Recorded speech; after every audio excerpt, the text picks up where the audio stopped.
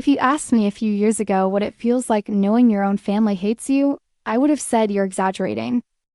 But I was wrong. I'm their daughter, their own blood. And yet, I'm treated like a stain no one wants to acknowledge. They never insulted me directly. They didn't throw me out or beat me. They simply erased me, silently, slowly, skillfully. And that kind of silence is much louder than screaming ever could be. This is the story of how I realized my family never loved me, and how I finally stopped trying to earn what they never intended to give. Growing up, everything I did seemed to bother them somehow. If I spoke, I was dramatic. If I stayed quiet, I was difficult. If I cried, I was too emotional. If I didn't, I was cold. It didn't matter how hard I tried. I was always wrong. Meanwhile, my older sister Emily walked through life with a glow around her. She could enter a room and, without saying a single word, people adored her. And me? Mom called her elegant. Dad said she was a blessing. She was praised just for existing. And me, I was acceptable. Not a favorite, not a disaster. Just the background character in my own home. Emily was everything I wasn't. Beautiful, classy, outgoing. Perfect hair, perfect grades, perfect social life. She got designer clothes. I got her old ones. People didn't compare us. They contrasted us. Oh, you're Emily's sister? You two don't look anything alike. Or worse. You must feel lucky to have someone like her in the family. And me? I used to laugh and say yes. But inside, every word was a blade. I was the shadow, she was the sun. When I was 14, I built up the courage to ask my mother a question that had been eating me alive for years. Why don't you hug me the way you hug Emily? She stopped what she was doing, looked right at me and said, "Don't be dramatic. You're too sensitive." That was it. No explanation, no attempt at connection. Just dismissal. And in that moment, I understood. Love wasn't missing from my family. Love was simply not for me. Everything snapped when I was 16. Emily lost an expensive necklace. Mom panicked. Dad seethed. And immediately, they assumed I took it. No evidence, no questions. Just, "What did you do?" They searched my room, dumped out my drawers, checked every pocket, every bag. I stood there watching my own parents tear apart my things like I was a stranger who broke into their house. I remember my mom saying, "You've always been jealous." That was the moment I finally understood how little they saw me. The next day, Emily found the necklace in her own purse. She apologized. My parents didn't. Not once. On my 18th birthday, there was no cake, no party, no celebration. They didn't say happy birthday until after 10 p.m. And even then, it wasn't happy birthday. It was. We didn't forget, we were just busy. I wasn't angry. I was numb. That night, I packed a bag, just the essentials. One backpack, some clothes, a bit of cash, the rest of me broken but ready. No dramatic shouting, no emotional goodbyes. Just a quiet exit through a house that never felt like a home.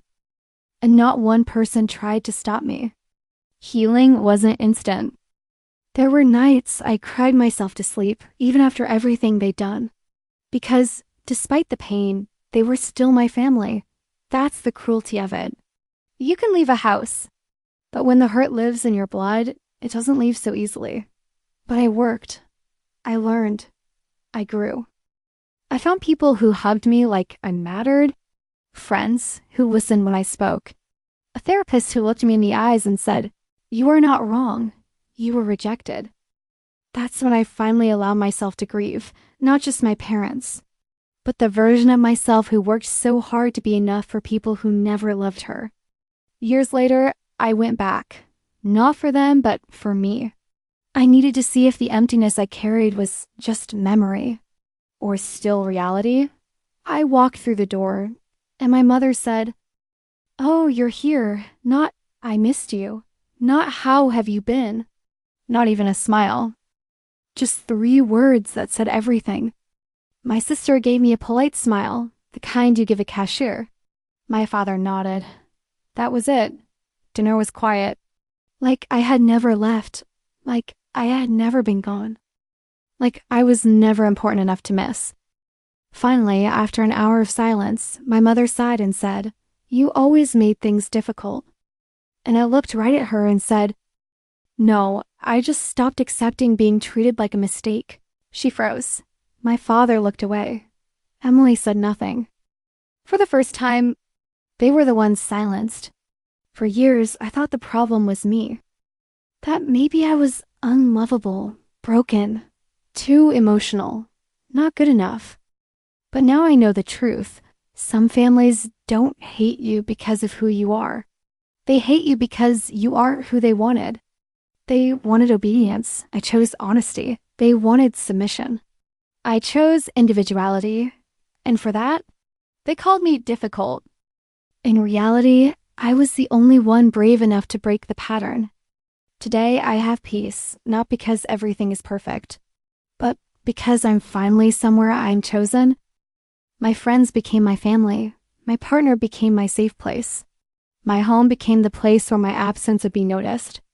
There are still days I wonder why they treated me the way they did. Sometimes I want answers. But I'm learning to live without them, because I don't need their reasons anymore. I have my own. It didn't take long for the rumors to start. My aunt called me ungrateful. My cousins avoided me like I had betrayed the family.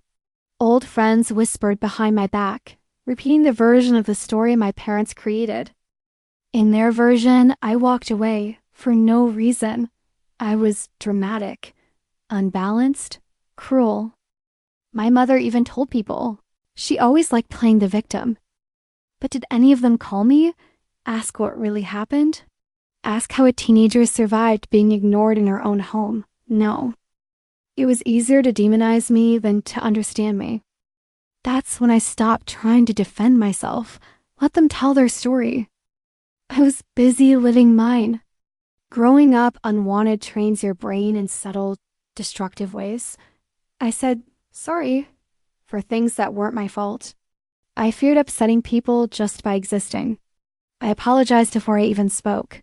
Love felt unfamiliar. Kindness made me suspicious.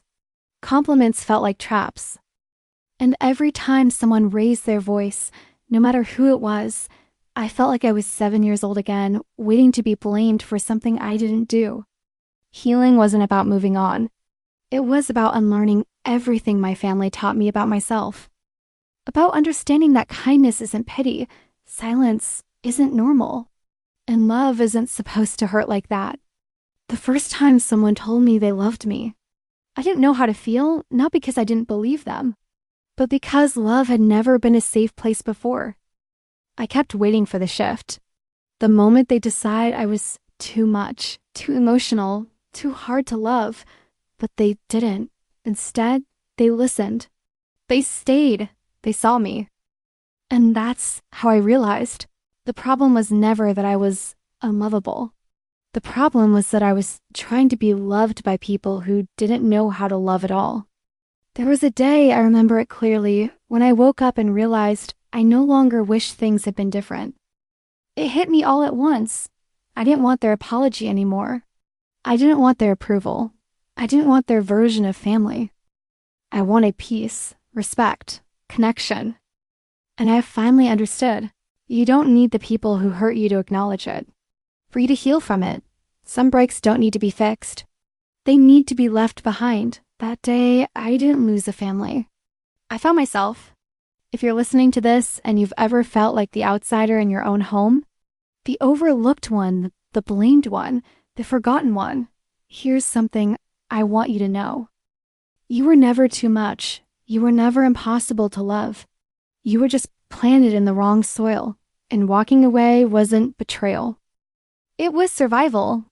Build your own family, even if it's just one person at first. Create a life where your voice is heard, your presence matters, your emotions are real. Blood does not equal love. Silence does not mean peace, and you are not broken. You were rejected by broken people. Your story doesn't end with them. It begins the moment you decide their story no longer defines you.